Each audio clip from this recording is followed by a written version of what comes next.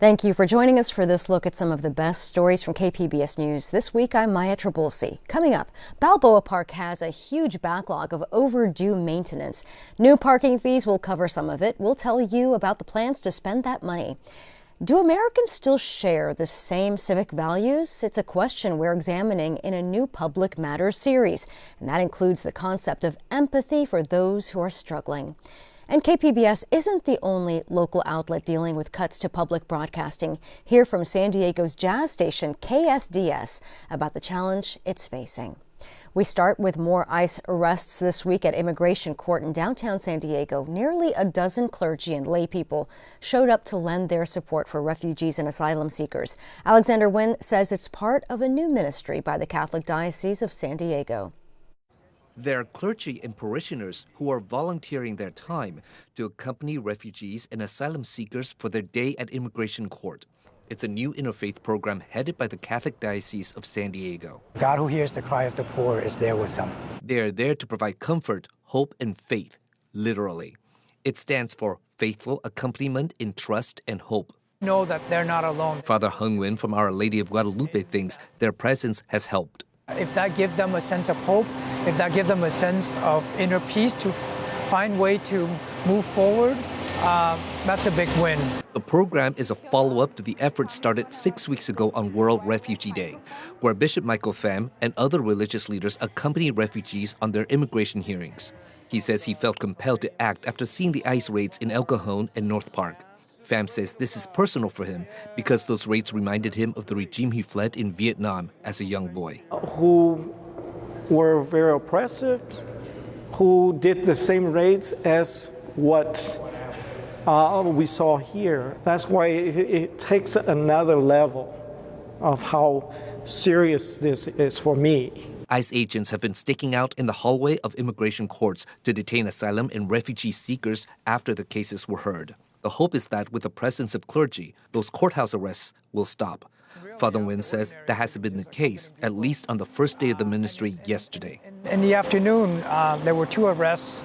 ICE agents were there, and so there were 2 arrests. Last Friday, the Ninth Circuit Court of Appeals ruled that ICE agents must have probable cause to arrest people they believe are in the country illegally. Court observers say it's too early to tell if the Ninth Circuit's ruling is having an effect. The ministry says they're going to be here offering support throughout the month of August. In downtown San Diego, Alexander Nguyen, KPBS News.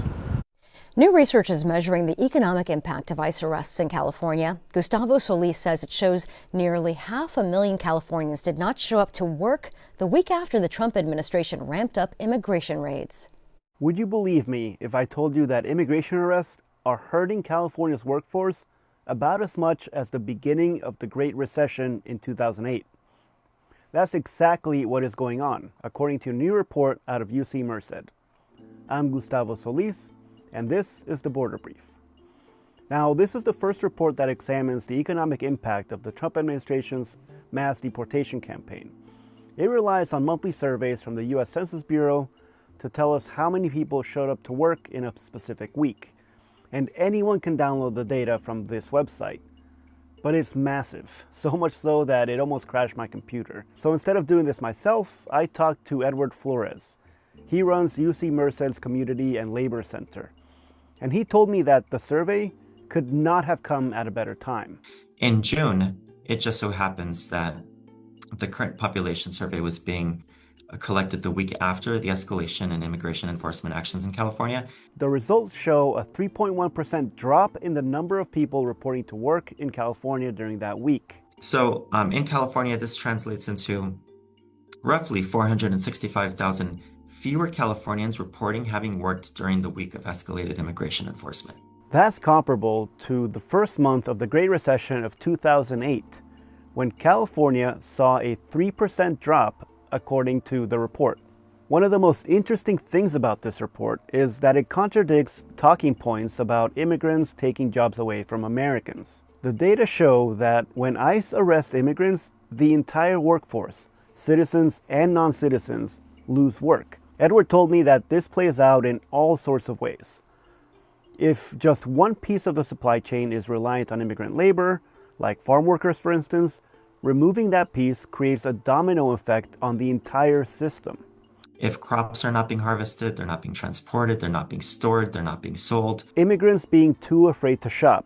What happens to the stores that rely on immigrant customers? A manager could tell their employees not to come into work because there's not enough work. Or Americans who need someone to watch their kid while they work. The daycare industry is very reliant on immigrant labor. If they cannot care for children or elderly persons so that others can work, then those people have to return from the labor market into their homes to do those caregiving activities. Edward told me this is just the first report of an ongoing project. He plans to look at these surveys over the next few months to get a clearer picture of what's going on. Thank you for watching. I'm Gustavo Solis, and this is The Border Brief. And Gustavo's Border Brief has become a regular segment in recent weeks. You can find past segments on the KPBS YouTube page. That is where we post all of our stories along with podcasts and other KPBS programming. It is also where we live stream KPBS Evening Edition weeknights at 5. Starting next month, prices will increase around Petco Park during special events, and plans to charge for parking in Balboa Park are moving forward. KPBS Metro reporter Andrew Bowen says there's a long list of maintenance needs waiting for that funding. For years, San Diego has offered a free tram service that circulates throughout Balboa Park. The city is planning to expand the tram's operating hours this year using revenue from paid parking. As soon as October, the city plans to install parking meters on 6th Avenue and Park Boulevard. Soon, the city council will also vote on charging for the parking lots.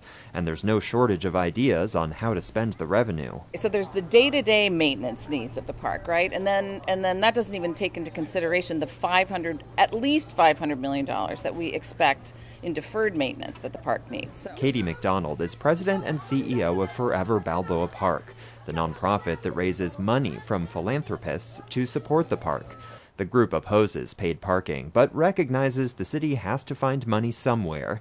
The park needs new bathrooms, tree maintenance. There's even a former landfill on the park's East Mesa that the city hopes to clean up someday. It's issues about roofs on all of these beautiful buildings. It's about making sure that the stucco is maintaining itself and not falling down. So there are millions and millions and millions of dollars of work that Balboa Park needs. KPBS analyzed fix-it requests submitted through San Diego's Get It Done app. Balboa Park has roughly 500 open requests just related to transportation issues like broken sidewalks and curbs. Very frequently, even during December nights, streetlights are a big concern when it gets fairly dark in the park. So there's plenty of infrastructure where this revenue could be utilized to improve the park amenities. The city council is expected to vote on phase 2 of the paid parking plan sometime in the fall. Andrew Bowen, KPBS News. For our next story, do not adjust your television set. As part of our Public Matters initiative, we have this San Diego 101 episode shot in retro style. Voice of San Diego reporter Bella Ross explains why housing is so hard to build. Many years ago, when North Park was still affordable and it was legal to drink on the beach, San Diego didn't have a housing crisis as we understand it today, but it was taking root below the surface. Much of the reason it's so hard to build housing today goes back to the zoning decisions of yesteryear, when developable land was plentiful. Unfortunately, that is no longer the case. This wouldn't be an issue if people just stopped coming here, but for the last 3 decades, the region has consistently added more jobs than it has homes. Combine that with today's high labor and material costs, building regulations, and anti-housing sentiment, and well, you have a housing shortage. How do you feel about the housing crisis? Oh, I love it. I mean, can you believe what I get away with charging these people? Housing costs are so high that they might actually lead to a population decrease for the first time in decades, but that won't be enough to get us out of this mess. We need to build more homes, but to do that, we need to understand why they're so hard to build in the first place.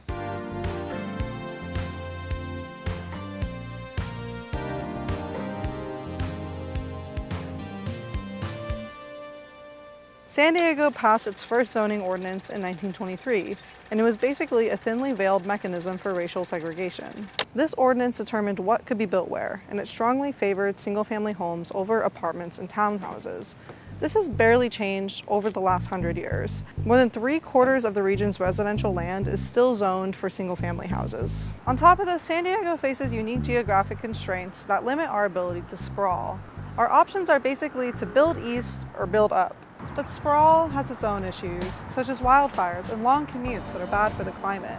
The truth is, if we want to house more people on less land, we need to embrace more multifamily housing, like apartments and townhouses. Now, we could change zoning laws to allow apartments in more areas, but you'll have to take that up with the NIMBYs. How do you feel about more apartments in this neighborhood? What? They're going to be building more apartments in this neighborhood?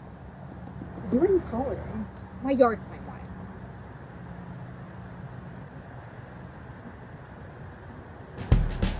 It stands for Not in My Backyard, and it's a nickname for property owners who fear that new housing could reduce their property values, create congestion, and really just compromise the vibes at large. And they hold a lot of political influence. Construction costs have skyrocketed over the past few years for reasons I'm sure you've heard before. Supply chain issues, labor shortages, tariffs, general political uncertainty. Yeah, so I'm finally a homeowner. It's just gonna be me, my boyfriend, my best friend from college, her boyfriend, this horse, and some guy from Craigslist. The best thing, the house is only 45 minutes from the beach. Interest rates have also been really high, which makes it difficult to get loans to build stuff, unless you're a large corporate developer. This makes it very hard to build any truly affordable housing. Without government subsidies, there's really only one way to do it. You build a lot of expensive apartments in the same building, and then use those higher rents to make up for the lower rent revenue from the affordable apartments. San Diego requires at least 10% of apartments in new developments to be affordable, but we still got a long way to go before we meet demand. Building regulations are important to ensure new developments meet certain community needs, but too much regulation can slow building down to a halt. It's classic capitalism. Since 1970, the California Environmental Quality Act has helped ensure that new buildings are made sustainably, but it was just massively overhauled because it also made it very easy for anti-development groups to kill projects, which stunted housing production across the state for years. There are also requirements like parking minimums. Even just a few spots can add tens of thousands of dollars to the cost of a building. Or the double stairwell requirement, a fire safety rule that doesn't actually make buildings safer, but it does make them harder to build, more expensive, and uglier. If they gave me the keys, I could solve the housing crisis like that. And how would you do that? Let me show you. I think that's my favorite part. Total deregulation clearly isn't the answer, unless, of course, we want a whole bunch of other problems. But adding a certain amount of flexibility to the development process could go a long way towards helping us meet our housing needs, which we are currently nowhere near doing. The important question here, really, is how do we get people housed and keep them there? Part of the affordability issue is simply supply and demand. We don't have enough housing, and we need to build more of it, and every neighborhood in the city will have to do its part. Cities could also save a ton of money by simply helping people pay rent, which is far less costly than paying to get them off the streets. And tenant protections are another useful tool for keeping people housed by preventing displacement. There are also a few corners of the market that might benefit from more regulation, such as short-term vacation rentals and corporate mega landlords. I don't know anything about the price-fixing algorithm, okay? I didn't say anything about a price-fixing algorithm. Cut the cameras, cut the cameras.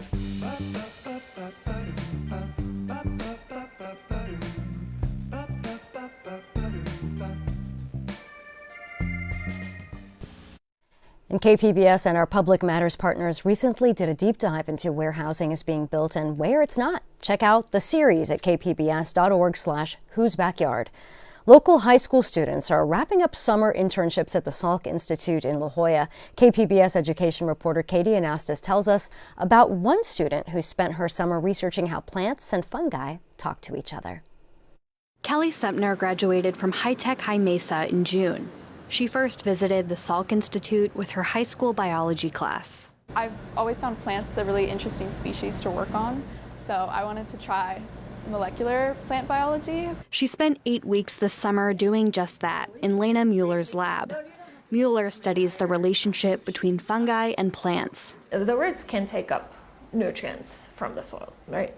But they have like a limited reach. Fungi inside the roots can expand that reach, helping the plant access more nutrients. Sempner's work has focused on which plant genes sense the presence of fungi. The microscopy was really interesting to be able to see where like different genes are active actually in the roots, and you can see where the fungi has actually colonized in the roots. Centuries of breeding have made it harder for crop plants to interact with fungi. Mueller hopes this research could help reverse that and reduce dependence on chemical fertilizers. The hope would be to be more sustainable with our agricultural practices by exploiting these natural relationships more. Sempner's 8-week internship has given her enough time to see an experiment through from start to finish. From sowing the seeds, to harvesting the plants, to staining the roots in order to see the fungus under a microscope.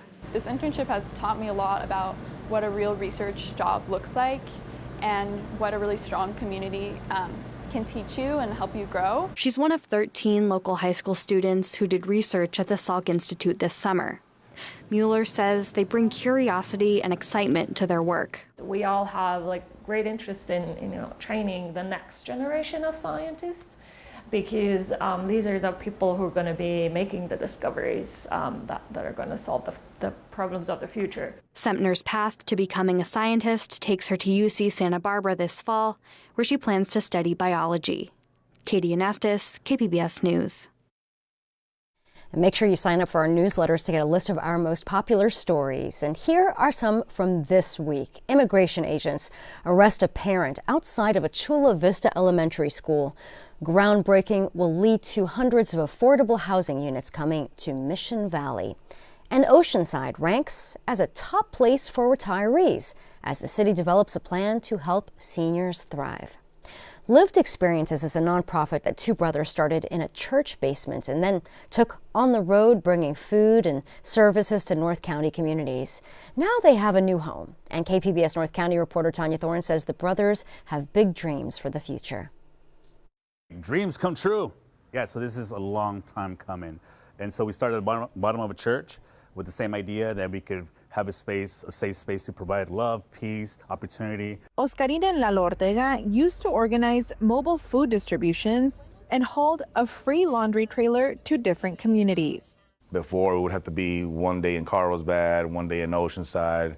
We would have spread ourselves out thin. Now, those resources are being offered at Lived Experiences' physical location in Oceanside. People can come by, do some laundry, play some loteria, some Zumba classes. It's great, you know. Ortega says he and his brother want to create a community space, especially for the youth. There's a lot of things that we grew up without, you know. A lot of times we didn't have food. We never had washers and dryers, mentors. These things mean a lot to us. They had hoped to add more computers for kids and resources for the community, but their funding has hit a bump in the road. Ortega says they were expecting a $150,000 grant from the Latino Coalition, but it got rescinded in the last federal budget. We call ourselves the richest, brokest nonprofit, you know, out there.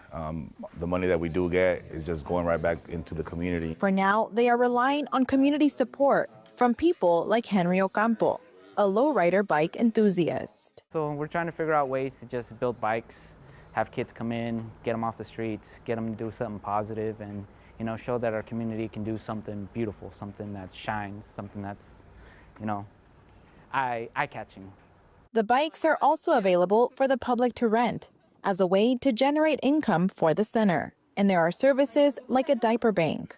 I would say it's very helpful because you never know what people are going through, and to know that they have a place like this, it's awesome. You don't see this everywhere, and I feel like back in the days when I was a child, there wasn't any stuff like this.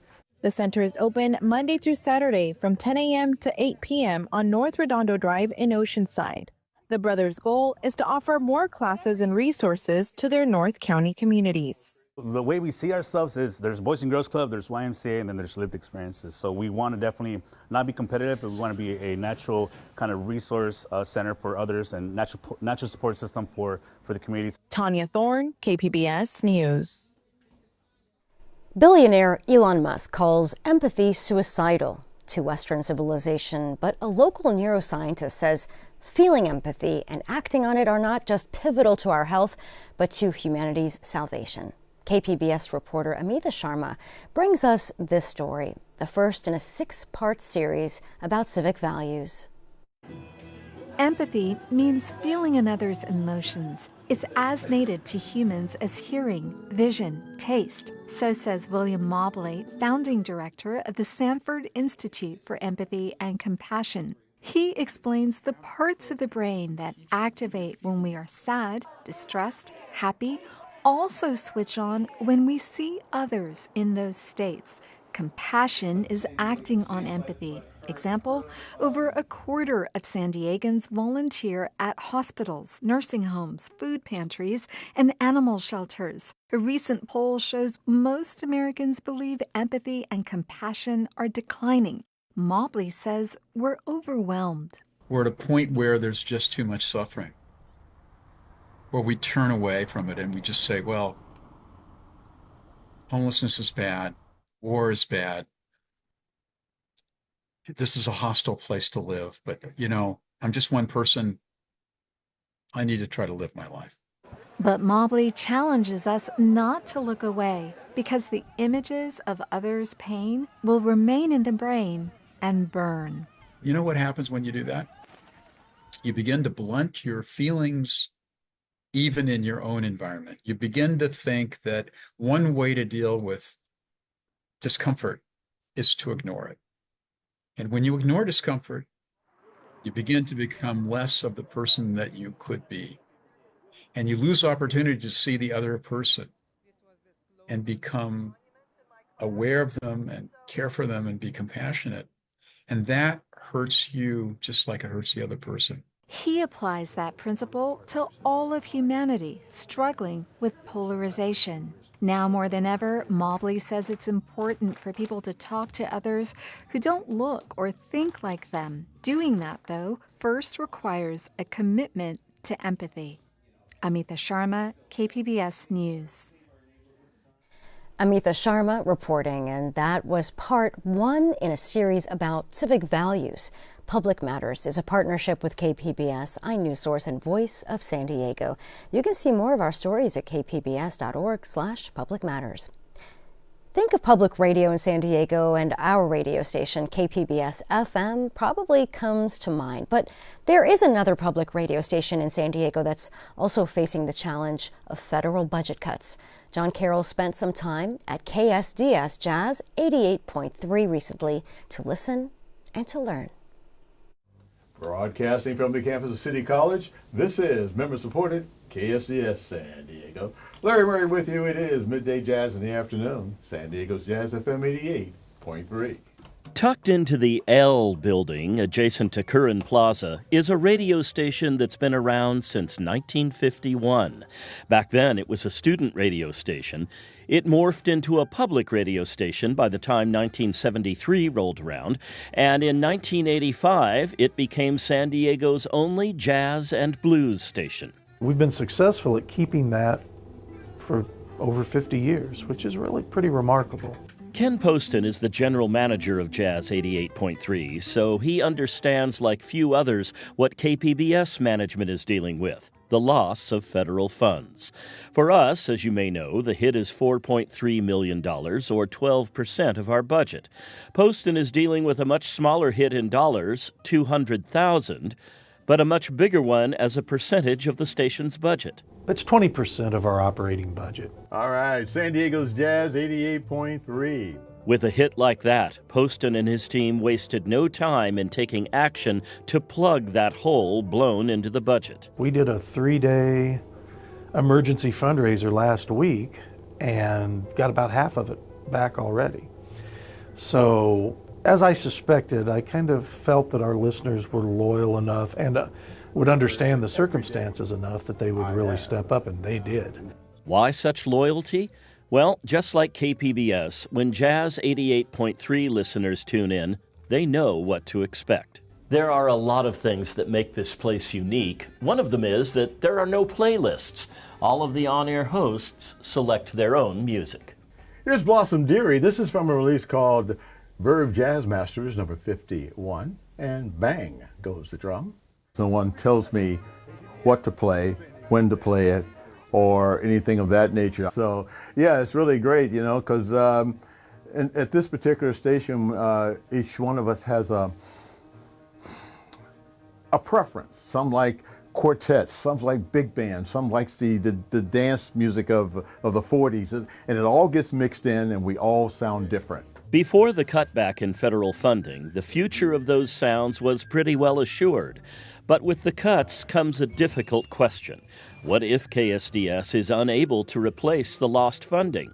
It's a question that's never far from Ken Poston's mind. As long as we replace it, there will be no changes whatsoever, and that growth will be able to continue at the proper rate. If we were to fall short somehow, then we would have to really sit down and look at things and figure out what has to be done. But for now, Poston says he's confident the station's listeners will come through. He says that's because they understand there's so much at stake for one of the only jazz and blues stations left in the country. We feel very fortunate that we're able to do that, but we also feel a great deal of responsibility because we realize we're one of the last all-jazz radio stations. We have no intentions of it being anything else. A public media organization dedicated to a special mission of preserving a uniquely American art form, an organization that is part of the reason San Diego is so special. John Carroll, KPBS News. Oh, that's a great story, and it is easy to support both of your public media stations. You can just go to jazz88.org to support KSDS, and of course kpbs.org to support us. We hope that you enjoyed this look at KPBS News this week. I'm Maya Trabulsi. Thanks for joining us.